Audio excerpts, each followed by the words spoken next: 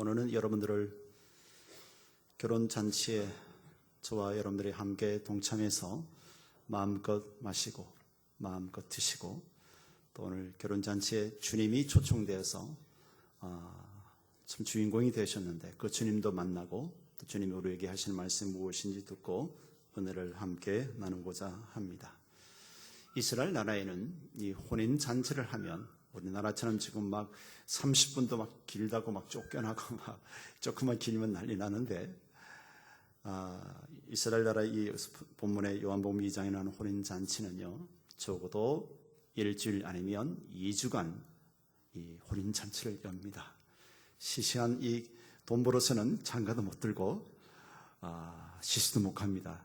그래서 이 결혼을 굉장히 중대하게 여기고 이 혼인잔치에 온 마을 전체가 축하하고 축복하고 마음껏 먹고 즐기고 축복하는 그러한 혼인잔치에 오늘 예수님 어머님도 죄송합니다. 예수님 어머님도 초청되고 예수님의 제자들도 함께 초청되고 또 예수님도 초청돼서 이 혼인잔치에 참여하게 된 것을 볼 수가 있습니다. 그래서 오늘 우리의 삶 속에서도 예수님이 우리의 삶 속에 예수님을 초청하시고 또 여러분 직장에서도 여러분 가정에서도 여러분 사업장에서도 우리 교회에서도 이 나라 이 민족에서도 주님이 초청되셔서 주님이 주인 되시고 주님이 다스리시고 가정의 축제의 가정이 되고 교회가 축제의 가정이 되고 개인의 삶이 또한 주님과 함께 형통한 자의 삶이 되고 국가도 마찬가지 국가의 주권자이신 주님이 초청돼서 주님이 주인됨으로 말미암아 나라가 좀 안정되고 그러한 오늘 되시기를 주님을 축원합니다. 그런데 문제는 오늘 3절의 말씀에 보면 포도주가 모자랐다 그랬습니다. 이스라엘 사람들은 이 포도주를 그냥 잔치에 즐기는 음료로 생각합니다. 때로는 너무 술을 많이 들어서 그것이 독주가 되고 또 술로 인한 나쁜 일들이 생기고 그런 일들을 하지만 하나님께서는 요엘서 2장 19절에 보면 여호와께서 그들에게 응답하여 이르시기를 내가 너희에게 곡식과 새 포도주와 기름을 주리니 너희가 이로 말미암아 흡족하리라 라고 말씀합니다. 하나님께서 곡식뿐만 아니라 이 새 포도를 통해서 예언자적인 다른 뜻도 있지만 문자적으로 보면 먹을 것을 주셔서 어느 정도 우리가 마음도 즐겁고 그렇게 하도록 우리 복을 주셨다. 그 중에도 하나 포도주다. 그렇다고 술 먹어도 된다는 논리는 아닙니다. 그래서 또 시편 104편 15절에 보면 사람의 마음을 기쁘게 하는 포도주와 이렇게 표현하고 있고 잠언 20장 1절에는 포도주는 거만하게 하는 것이다. 그것을 우리가 돈도 잘 쓰면 그것이 축복이고 사람을 살리는 일이지만 잘못 쓰면 타락하고 나라도 망하게 되고 다 돈 연관됐잖아요. 이번에 사건들이 국가에 돈 연관되어 있잖아요. 이게 참 잘못하면 국가를 흔들고 개인의 삶을 망치고 가정이 파괴되고 사회가 파괴되는 것입니다.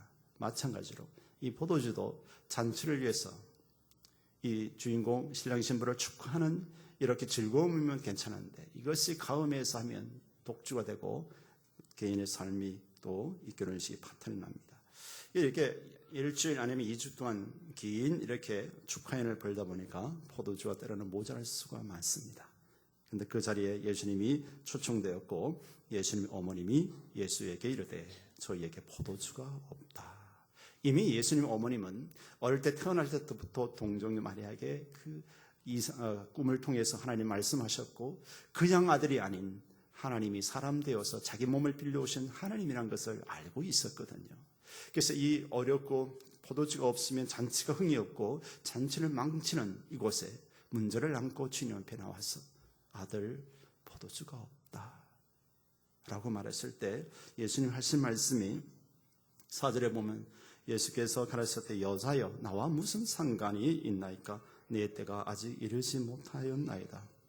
굉장히 예수님이 어머니에게 쌍스럽게 대답하는 것 같지요. 여자요.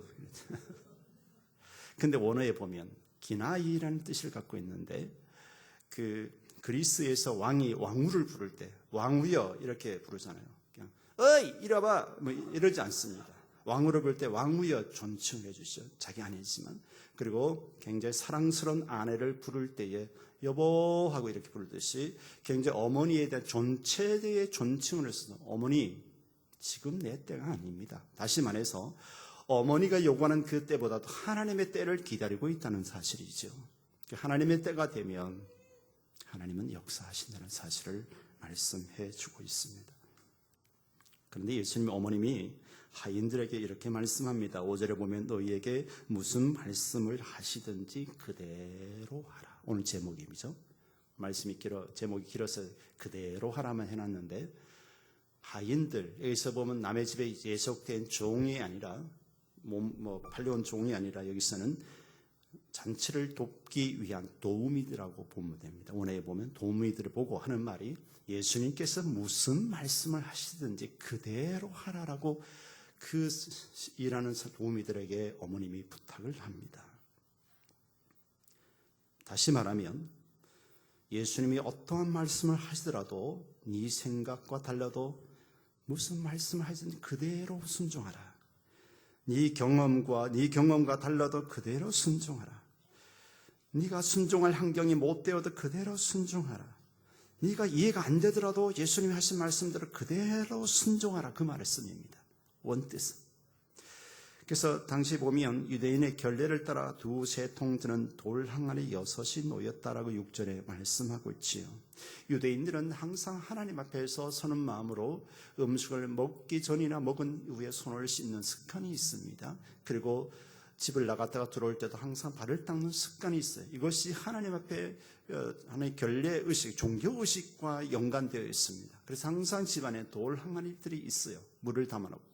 돌 항아리에 숨을 쉽니다. 요즘 유황을 발라가지고 단지들이 숨을 잘 안 쉬어서 그냥 안 좋습니다만 옛날 그 단지들은 숨을 잘 쉬잖아요. 유황 안 버럭해가지고.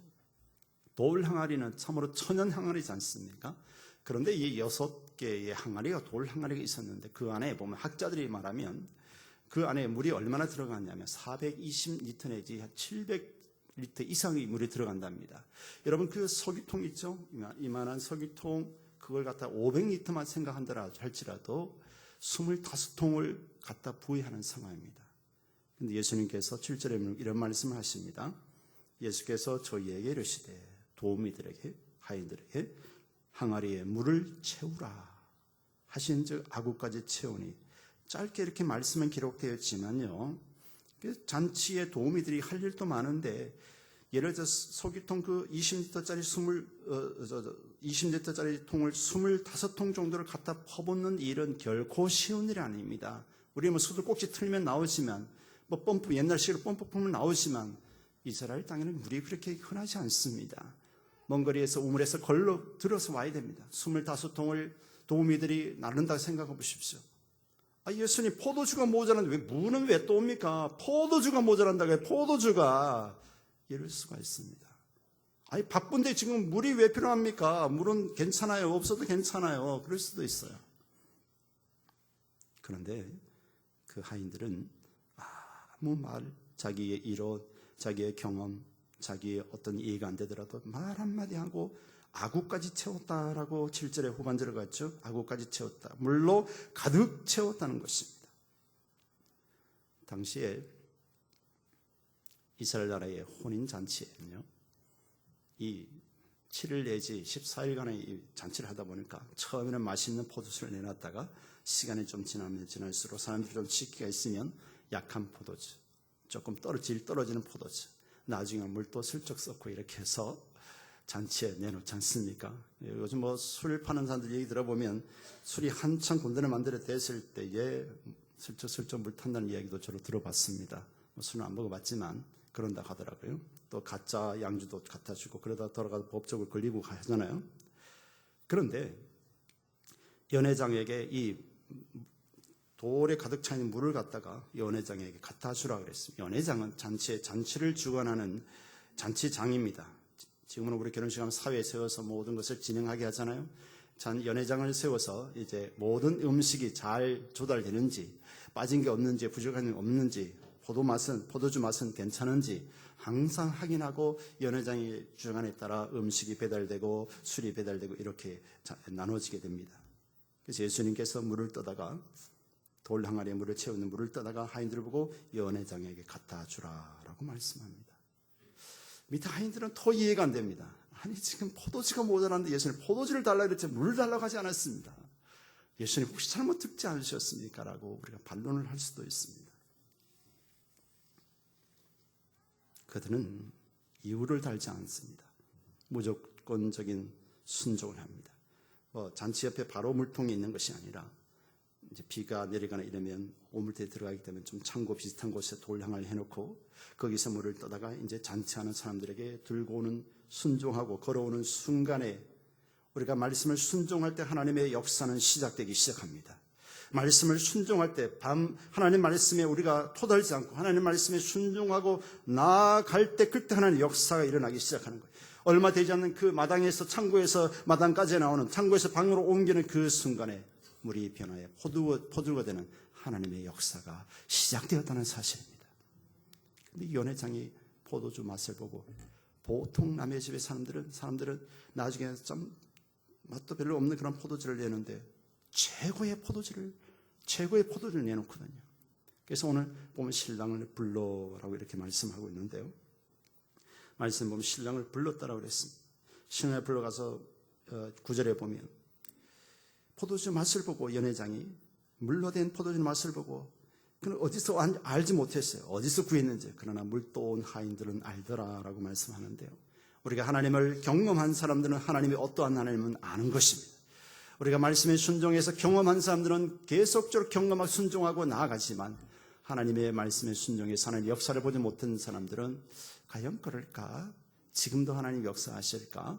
끊임없이 자기 생각과 자기 경험 가지고 살아가지만 오늘 보면 물도 온 하인들은 아는 것입니다. 최고의 포도주가 그것이 물이었다는 것, 주님이 변화시켰다는 것을 알고 있었지요. 연회장이 신랑을 부릅니다. 여기서 불렀다는 것을 원해 보면 소리를 질렀다. 너무 좋아가지고 신랑 이리 와봐. 야, 다른 사람들은 말이야 처음에는 좋은 포도주 내다가 나중에는 맛없는 포도주 내는데 너는 지금 최고의 포도주를 냈다. 그렇게 10절에 말하죠. 말하되 사람마다 먼저 좋은 포도주를 내고 취한 후에 낮은 것을 내거늘 그들은 지금까지 좋은 포도주를 두었도다라고 이렇게 칭찬합니다. 여러분, 축복의 땅 가나안 땅도 불순종했으면 못 들어가는 땅입니다. 축복의 땅 가나안 땅을 들어섰을 때 최고의 앞에 나타나는 게 무엇이었습니까? 여리고성이었습니다. 요단강 건넌 다음에 여리고성이 탁 나타나는데 제가 우리 성지순례 가봤는데 그 가이드가 설명을 해요. 이 여리고성은 얼마나 두꺼운지 마차가 2대가 비켜갈 정도로 이 성벽 위에서 마차가 2대 비켜갈 정도로 두꺼운 여리고 성벽입니다. 그런데 하나님께서 하신 말씀이 제사장들 앞에 날 세우고 너희들이 엿새 동안은 한 바퀴씩 돌고 하루에 한 바퀴씩 돌고 7일째 되는 날은 7바퀴를 돌아라. 그리고 7바퀴 돈 다음에 뭐라 그랬습니까? 여호와께서 이 성을 주셨다고 소리를 지르라는 겁니다. 그런데 도저히 인간적으로 봤을 때 어떤 뭘 해봐도 이해가 안 되는 부분입니다. 그러나 이스라엘 백성들은 그러시면서 하나님 또 한마디 더 하시지요. 이 순종하던 때 아무도 말을 하지 말아라는 겁니다. 말을 해가지고 아이고 뭐 이렇게 하나님이 이상하네. 이게 아침 뜨거운데 와지 뜨거운데 이거 7바퀴 우리나라는 뭐 겨우 36도 37도 난리 나지 않습니까? 뜨겁다고. 그런데 이스라엘 백성들은 40도 이상 넘는 땡볕에 7바퀴를 돌아라. 이 뜨거운데 막 머리 다 뻗어서 계란을 깨뜨려 놓으면 그 계란이 금방 익어버리는 그런 뜨거움에 7바퀴 돌기는 결코 쉬운 일은 아닙니다. 하나님이 돌아라 할 때 돌았습니다. 그들이 제사장에 앞서고 돌았을 때 그리고 소리를 질렀을 때 그 견고한 여리고성이 무너지고 하나님의 역사가 시작되었다는 사실입니다. 만약에 그들이 이론 따지고 그 성벽이 얼마나 두꺼운데 포탄 던져도 안 무너집니다. 안 됩니다. 제사장이 지금 정이 돌았습니까? 혹시 하나님의 말씀 잘못 들은 거 아니에요? 혹시 한상 잘못 들은 거 아닙니까? 마귀의 음성 들은 거 아닙니까? 라고 따질 수 있지만 그들은 여호수아를 통해서 주시는 하나님의 말씀을 믿고 그대로 여호수아 6장에 나오는 내용입니다. 그럴 때 하나님의 역사가 일어났다는 사실. 그리고 이스라엘 백성들이 출애굽했을 때 출애굽기 14장에 보면 다 이렇게 처음에 딱 나왔을 때 뒤에는 애굽의 군대가 바로가 군인들을 몰고 마차를 끌고 죽이러 쫓아오지요. 앞에는 보니까 이 홍해가 가로막고 있지 않습니까? 이스라엘 백성들이 막 소리를 지르고 막 그러죠. 당황스러워합니다. 하나님이 세우신 모세에게 하시는 말씀, 모세야, 네가 가지고 있는 지팡이를 가지고 홍해 바다를 가르치라 그랬어요. 출애굽기 14장 26절에 지팡이를 들고 손을 바다 위로 내밀어 그것을 갈라지게 하라 그랬습니다. 이스라엘 자손이 바다 가운데로 육지로 행하리라, 이렇게 말씀을 하나님이 모세에게 말씀합니다. 그런데 어떻게 지팡이가 능력이 있는 거 아닙니다. 하나님의 말씀에 순종할 때 홍해가 갈라지는 역사가 일어났지요. 21절에 출애굽기 14장 21절에 모세가 바다 위로 손을 내어 민데 여호와께서 큰 동풍으로 밤새도록 바닷물을 물러가게 하시니, 동풍, 사막의 동풍은요 아주 뜨거운 바람입니다.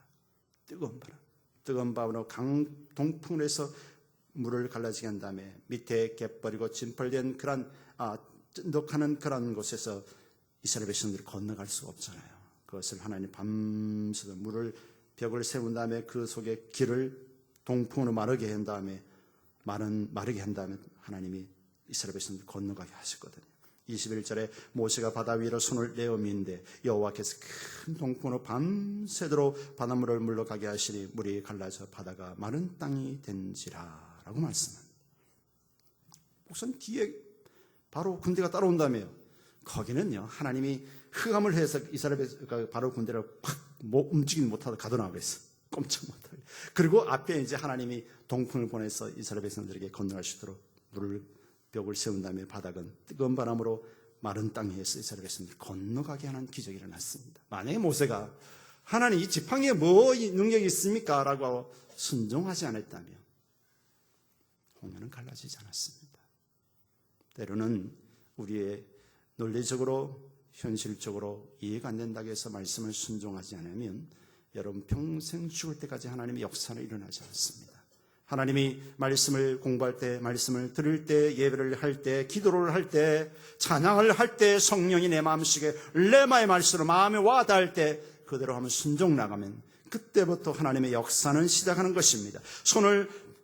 바다 위로 손을 내어 미는 순간 여호와께 큰 동풍을 일으키시고 여리고성이 소리를 지를 때 하나님의 여리고성을 무너뜨리는 하나님의 일이 시작되었습니다. 열왕기하 5장에 보면 여러분 아람 왕의 아주 최고의 군대 장관이 있었지요. 그런 왕의 총애를 받고 이스라엘과 전쟁에서 최고의 공을 세운 왕 중에 한 사람인데 그는 나만 장군입니다. 굉장히 위대한 장군이죠. 그래서 하나님이 이스라엘 백성들을 칠 때 이 아람 군대의 최고의 나만 장군을 세워서 이스라엘 백성들을 징계 채찍으로 나만 장군을 들어서 전쟁 이기게 합니다. 그런데 이 나만 장군에게는 아주 치명적인 질병이 있어요. 문둥병이죠. 그런데 이스라엘과 전쟁 속에서 이제 한 작은 여자아이를 데려다가 납치를 해서 데려가 자기 아내에게 수종들도록 이렇게 노예로 부려먹었어요. 그런데 그 노예된 아이가 하는 말이, 우리나라에 가면 엘리사 선지자가 있는데 그 선지자에게 우리 주인님 나만 장군님이 가서 기도받으면 깨끗이 나을 수 있습니다라는 소식을 전합니다. 그런데 이스라엘과 아람 나라는 적대적인 나라인데 갈 수가 없어요. 그래서 나만 장군이 자기 나라 자기 왕에게 이런 사실을 얘기합니다.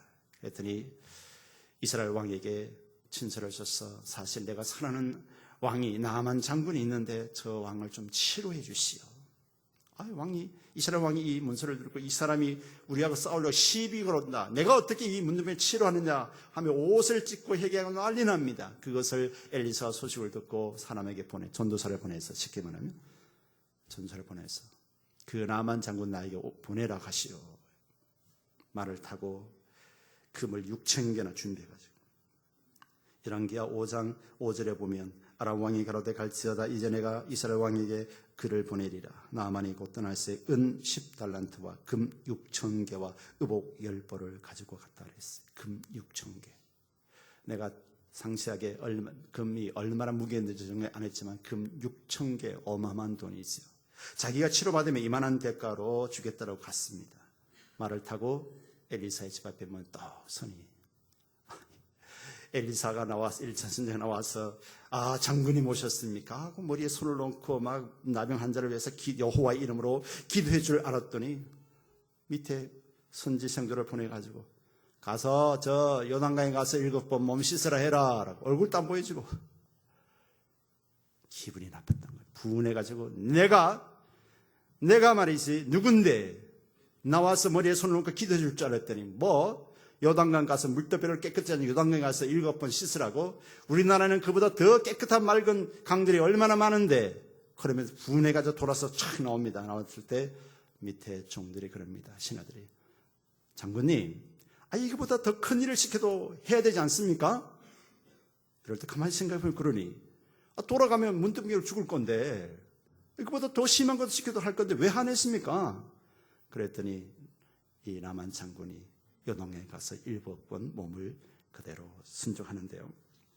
여러분 열왕기하 5장 14절에 보면 나만이 이에 내려가서 하나님의 사람의 말씀대로 요단강에 7번 몸을 잠그니 그 살이 여전히 어린 아이의 살 같아서 깨끗하게 되었더라고 말씀합니다.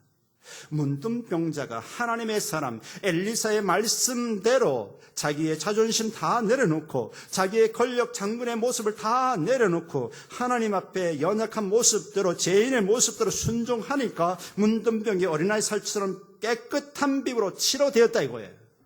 오늘날도 여러분 큰 문제가 있을 때 여러분 경험 다 내려놓으십시오. 내가 세상에 모은데 다 내려놓으십시오. 세계적인 교회를 이끄는 목사도 하나님 앞에 다 내려놓고 납작 엎드려서 하나님 말씀대로 내가 서겠습니다 하면 그때부터 하나님의 역사가 시작되는 것입니다. 이러한 경험들이 여러분 가정에서 일어나시고 여러분 직장에서 일어나시고 여러분 섬기는 사업장에 일어날 수 있기를 주의 이름으로 축원합니다.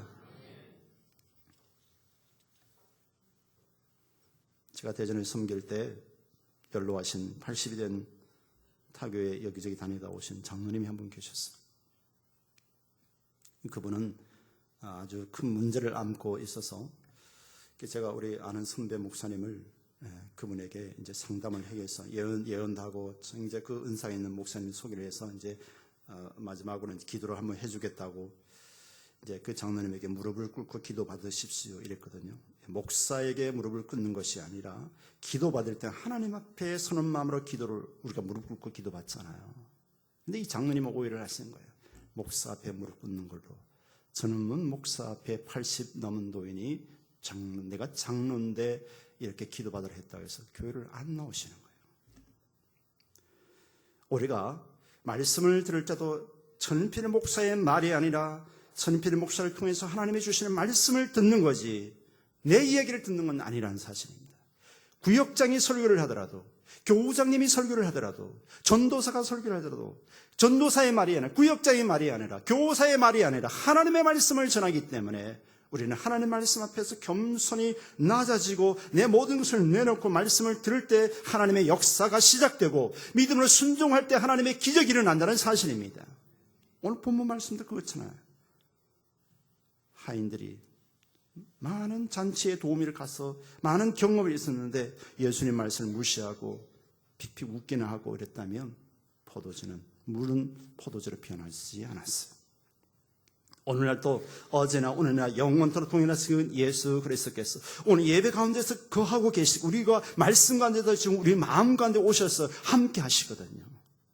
여러분들 이 시대가 어렵다 하지만 어렵지 않습니다. 왜요? 우리는 세종대왕보다도 더 행복을 누리고 살아가는 이 시대를 살아가고 있어요. 한국을 얼마나 부러워하는 사람들이 많은 줄 아십니까? 동남아시아 가면 한국 와서 돈 벌고 싶어서 굉장히 안달이 나서 네팔 같은 데는요 한국어 시험 치어서 통과돼야 한국에 오기 때문에요 한 200명 뽑는데 한 50명 뽑는데 몇 천 명이 와가지고 국가 행사로 일이 치루어집니다. 우리가 감사함으로 나가면 우리 이 민족은 얼마나 복받은 나라인지 모릅니다. 너무 욕심부리고 너무 감사하지 못하고 너무 사니까 맨날 어렵기만 하는 거예요. 여러분 감사하세요. 우리는 어마어마한 하나님의 축복 가운데 살아가고 있고 지금도 우리를 통하여서 이 민족과 세계 열방을 위해서 일하기를 원하시는 분이 주님이십니다. 여러분 인생 삶 속에 주님을 초청하시기를 주님을 축원합니다. 여러분들이 어떤 어려움이 있든지 주님, 나는 이 어려움이 있습니다. 주님이 뭐라고 말씀하면 내가 순종하겠습니다. 서두에 말씀한 것처럼 여러분 가정에 주님을 초청하십시오. 여러분 직장에, 여러분 사업장에 주님을 초청하십시오. 그리고 우리 교회 주님이 주인 되시도록 늘 우리가 개개인의 삶 속에 초청하시길 주님 축원합니다.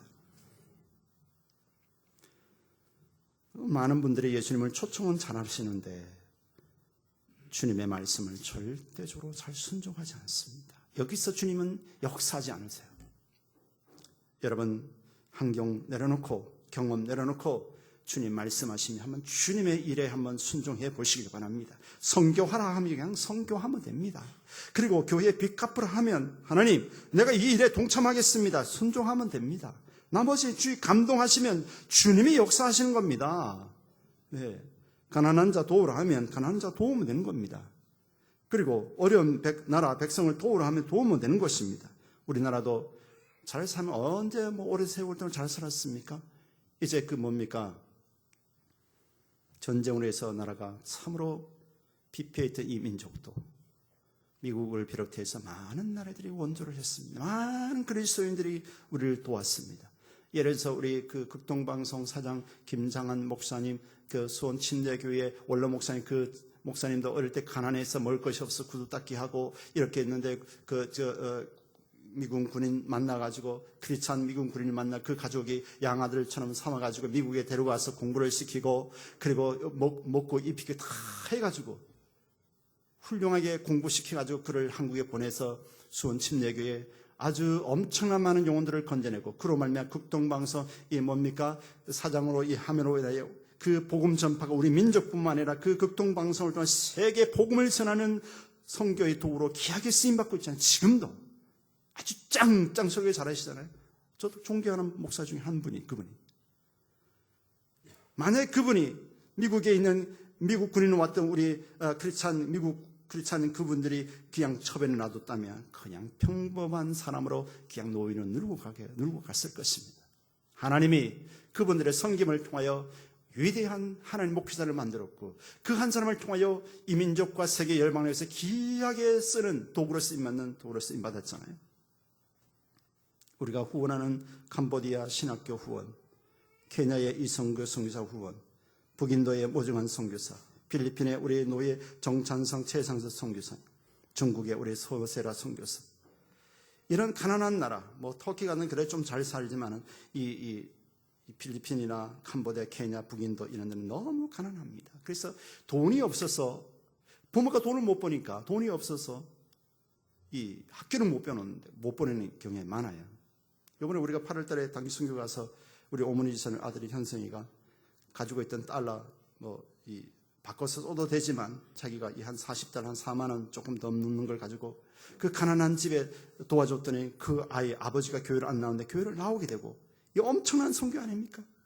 그래서 이제 그 북인도 선교사 모정한 선교사님 말씀하시더라고요. 지금 유니세프나 이런 데서 많이 아이들 후원하지 않습니까? 3만 원이며 29명을 한 달 동안 그 영양 보충하는데 영양제를 사줄 수 있다. 그런 TV에 자막이 계속 나오고 있지 않습니까? 거기보다도 우리가 후원하는 선교사님들을 통해서 이러한 어렵고 힘든 아이들을 정기적으로 3만 원에서 5만 원 매달마다 보내서 그들이 정상적인 가정에서 정상 교육받고 그들이 하나님 은혜 받아서 그 나라의 기둥 세운다면 이보다 더 큰 선교가 있겠습니까? 혹시 이 말씀을 듣고 나도 동참하겠습니다면 연결할 수 있어요. 저희 가정도 그걸 아마 7년 이상 그걸 하고 있어요. 월 4만 5천 원씩. 그래서 저도 방송 선교 작지만 아마 수년 전부터 계속적으로 선교하고 있어요. 많지는 않지만. 그럼 우리가 너무 많이 하려니까 부담스럽지만 작게 내가 하루 한 끼 외식 한 번 덜 하더라도 이 하나님 일에 동참한다면 하나님이 그걸 기억하시는 거예요. 가난한 자를 한 소자의 냉수 한 그릇도 결단코 상을 잃지 않게 하시는 그 주님께서 갚으시고 공급하시는 거예요. 우리가 40년 전만 해도 50년 전만 해도 굉장히 가난한 그 우리나라의 민족이 외국의 많은 그리스도인들을 통해서 우리가 나라가 일어났고 많은 도움을 받았듯이 지금은 우리가 나눠줘야 할 위치에 서 있어. 너무 많은 것을 누리고 있으면서도 맨날 안 된다, 힘든다 하면 하나님이 진노하신단 말이죠. 감사함으로 내가 한 끼 외식을 줄이고 옷 한 벌 덜 사입고 이렇게 어려운 사람을 돕는다면 주님을 대접하는 거라고 말씀하고 계시지 않습니까? 마태복음 25장 말씀하잖아요. 헐벗었을 때 옷을 주는다. 곧 나에게 한 것이다. 주님에게 한 것이다 말씀하잖아요. 목마를 때, 굶주릴 때, 병들었을 때, 옥에 갇혔을 때 찾아보는 것이 곧 주님께 했다라고 말씀하시잖아요. 이제는 우리가 33년째 되는 우리 교회는 청년이 되었습니다. 예전에는 이런 일들에 우리가 관심을 많이 가져야 합니다. 목사가 앞장서고 있지 않습니까? 함께 동력하면 너무 강하게 하려니까 힘드는 거예요. 한 달에 2만 원이라도 3만 원이라도 어려운 나라에 우리가 선교사를 통해 계속 일하며 그 도움을 받는 그들에게는 한 10만 원 가까이, 우리나라 2만 원이면 필리핀 같은 한 10만 원 가까이 큰 도움이 되니까 5만 원이면 한 2, 30만 원 도움 받으면 충분히 아이들의 교육을 받을 수 있는 환경을 열어주는 거예요. 그러면 선교사람은 쉽게 복음을 전할 수 있는 거예요. 쉽게 복음을 전하고 그것이 우리 간접적 선교사의 후원, 선교사로 우리는 후원하고 있는 그런 삶을 살아갈 수가 있습니다. 오늘 우리 한국교회에게 주님의 말씀을 많이 하십니다. 그냥 안일하게 예배만 할 것인가, 내가 하나님의 말씀에 무조건적인 절대적으로 순종하고 나아갈 것인가, 선택은 우리가 하는 것입니다. 순종은 우리가 하는 것입니다. 그렇게 해서 우리가 돕고 있는 캄보디아, 케냐, 북인도, 필리핀, 중국, 또 터키, 이런 일들에 동참해서 주님이 말씀하시면, 주님, 내 아들 고등학교 3학년이라고요. 우리 아들 장가 들어야 돼요. 집도 사줘야 되고요. 돈 없어요. 다 보내난 다음에 할게요. 그런 사람 평생 가도 못해. 마지막으로 한번 따라하고 말씀 마치도록 하겠습니다. 내가 순종하면 하나님은 역사하신다. 내가 순종하면 하나님은 역사하신다.